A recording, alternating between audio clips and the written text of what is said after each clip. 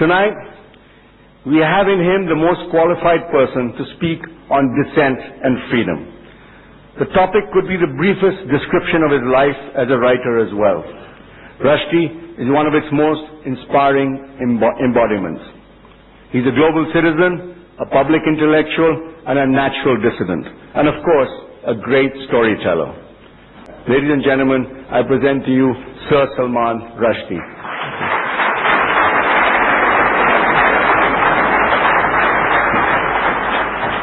One of my favorite moments in modern literature is a scene from the American novelist and Nobel laureate Saul Bellows' novel, The Dean's December.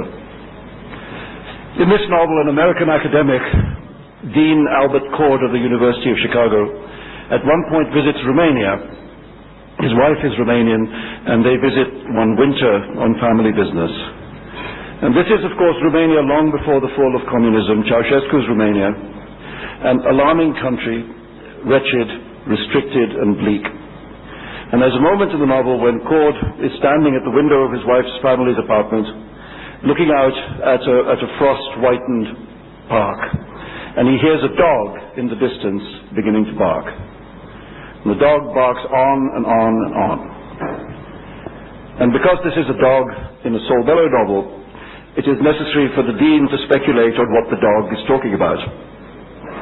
And he decides that the interminable barking is the dog's protest against the limitations of dog experience. And that what the dog is trying to say in its agony is, for God's sake, open the universe a little more. Open the universe a little more. I remember when I first read that sentence, I immediately thought, that is as good a description of the purpose and nature of art as I've ever read. This is what all artists, verbal, visual, musical, dramatic, cinematic, strive to do, and the degree to which they succeed depends upon their individual talents. The great artist can make the universe feel greatly enlarged. The lesser artist must settle for less. The bad artist fails in the attempt, but all art wants to push against boundaries, to increase by some small amount the sum total of what it's possible to imagine, to think, to know, to feel, and therefore finally to become and to be. The point is that you cannot push against boundaries by remaining in the safe middle ground. You actually have to go to the frontier and shove.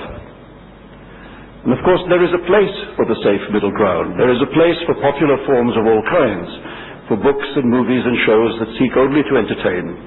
All of us, myself included, sometimes ask for nothing more than entertainment, an exciting film, a foot-tapping tune. None of us wishes to eat haute cuisine every day. Sometimes a snack or a bite of junk food is what hits the spot. But true art tries to go to some sort of an edge. Linguistic, technical, thematic, even moral. And boundary pushing inevitably involves a certain element of risk, because at the frontier there are always frontier guards, many of them self-appointed, who do not want boundaries to be pushed back, who would in fact greatly prefer it if the sum total of what it is possible to say and think and be was to be reduced. Forces that favor a narrowing rather than a broadening of the discourse. These are often powerful forces, and they push back against the artist's effort, often with distressing consequences for the artist. Art itself is often more durable than artists. The poet Mandelstam was killed by Stalin, but the poetry of Mandelstam survives. The poet Ovid's life was ruined when the Emperor Augustus exiled him to the Black Sea, but the poetry of Ovid survives. The poet Lorca was murdered by the thugs of Franco's Falange, but the poetry of Lorca also survives. And in fact, as such cases demonstrate, the art persecuted at one moment in history often lives on to define that very moment in the eyes of future generations. Myself, I have taken inspiration all my life from the liberal and open-minded culture into which I was born. The infinitely plural and endlessly stimulating world of post-independence India. My family played a large part in shaping my way of thinking. My father's people lived for several generations in the famous Old Delhi Mohalla of Ballimara, the Ballimara of Mirza Ghalib, and my father grew up with poetry filling his head. My family's name was not Rushdie then. My paternal grandfather was named Khwaja Muhammad bin Khaliki Belvi, and Rushdie was a name my father chose, I made it up, to simplify matters, picked because of his admiration for the Andalusian Muslim philosopher Ibn Rushd, Averroes to the west, the author of the celebrated Tahaffut, the incoherence of the incoherence, his spirited reply to Ghazali's Incoherence of the Philosophers, in which he, Ibn Rushd, defended human thought, philosophy, against the hardline argument advanced by Ghazali that much philosophy, such as the thought of Aristotle and Ibn Sina, was contrary to Islam. My father greatly admired Ibn Rushd's arguments against Islamic literalism and in favor of interpretation, of openness, which are the brilliant precursors of an argument that continues right up to today. My mother's father, Dr. Ataullah Bhatt, taught me the same lesson from a different end of the religious spectrum. Unlike my father, my maternal grandfather was a devout man. He said his prayers 5 times a day throughout his life and made the pilgrimage to Makkah. He was also a man of infinite sweetness, tolerance, and patience, who taught his brood of grandchildren that there were to be no limits in his presence on what could and could not be discussed. "Baba Jan, I've decided I don't believe in God," a serious little boy could say to him. And he would reply, "Is that so? Come and sit down here beside me and explain how you arrived at such a foolish conclusion." His tone might be gruff, but his eyes were twinkling. It was always openness with Dr. Bhatt. And we learned from that twinkle in his eyes that it was all right to push and test and try to open the universe a little more even before we knew how. In other words, I was born into a house of argument and debate, raised in the belief that open disagreement is the best guarantee of an open society. I have said before, and I'll say it again, that freedom of thought is not a tea party. It's not a place where people sit about politely and make gentle, inoffensive, tedious chit-chat. True intellectual freedom, from which artistic freedom derives, is a rough and tumble thing, and strongly argued disagreement is its hallmark, not meek agreement or acquiescence. A free society is one which creates an arena for such discourse, and then fiercely protects the rights of all disputants to make their case, all disagreements to be voiced, all inspirations and challenges to be expressed, faced, and learned from, perhaps rejected, perhaps not. And here I come to my point about the wider responsibility of the citizenry as a whole. It should be said that the growth of a culture of complaint, as the Australian critic Robert Hughes has called it, is not by any means unique to India. It sometimes seems in Britain, in America, and everywhere that various groups, not just religious groups, but racial and sexual groups as well, have begun to define themselves by the things that offend them most, which is to say, to define themselves negatively by what they are against, rather than positively and creatively by what they are for. If nothing much offends you these days, then, well, who are you? We're in danger of thinking of our rage as the characteristic that expresses us best, whereas in my opinion, the surrender to anger is always a weakness and one of the worst aspects of being human.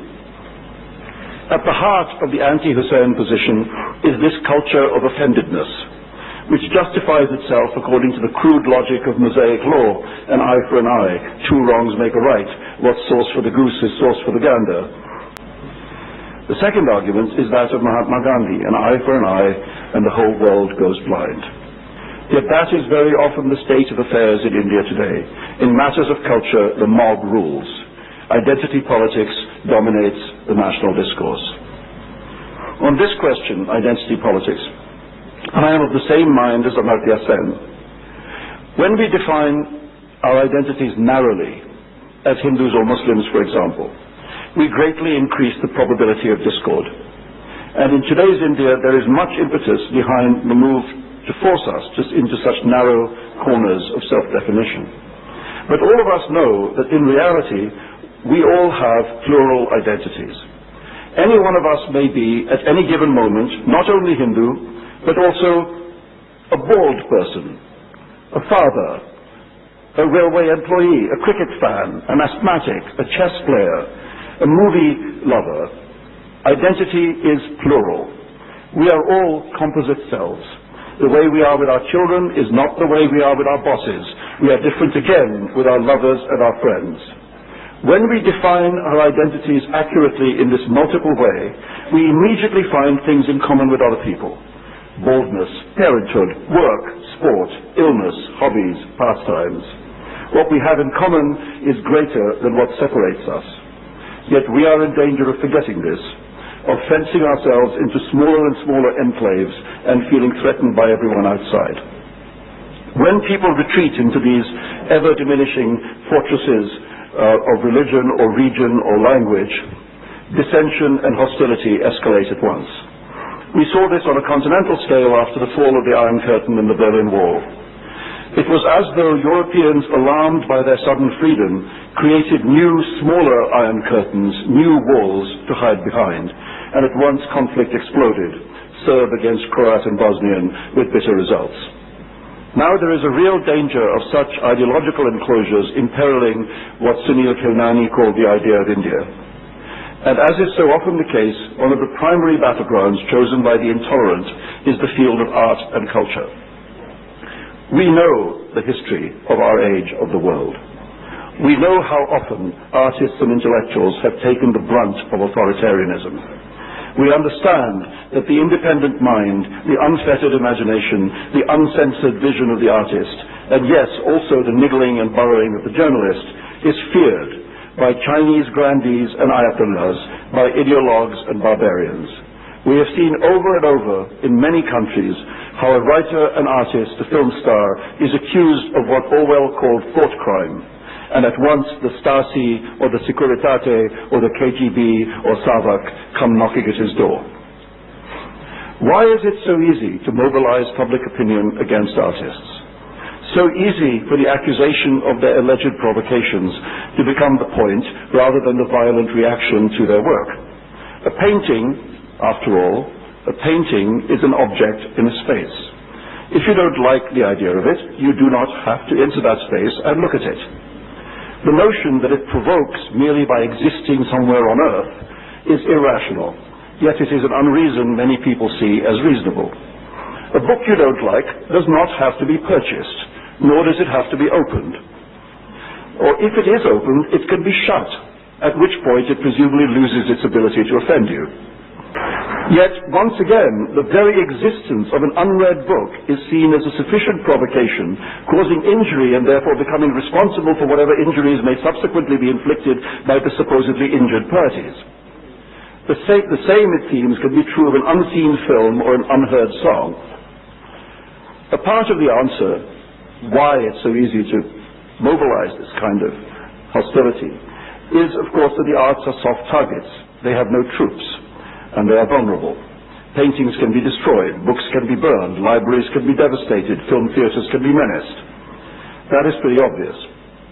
A more difficult part of the answer, however, may be that in India, not only in India, but also in India, people suspect artists. They are thought of as some sort of self-justifying elite, which is an extraordinary misconception in the light of how difficult, provisional, often ill-paid and unrecognized a life dedicated to the arts can be. Most writers, painters, musicians, and actors struggle. Even those who become well-known have usually paid their dues with long years of penury and hardship. The idea of the arts as a vocation, a calling, which is how artists themselves see their profession, as a vocation of the same order as medicine or monasticism, is not widely accepted by the general public. So it is easy to paint artists as careerists, sensationalists, amoral hedonists, pursuing the modern deities of celebrity and wealth and carelessly blaspheming against the ancient deities as they do so.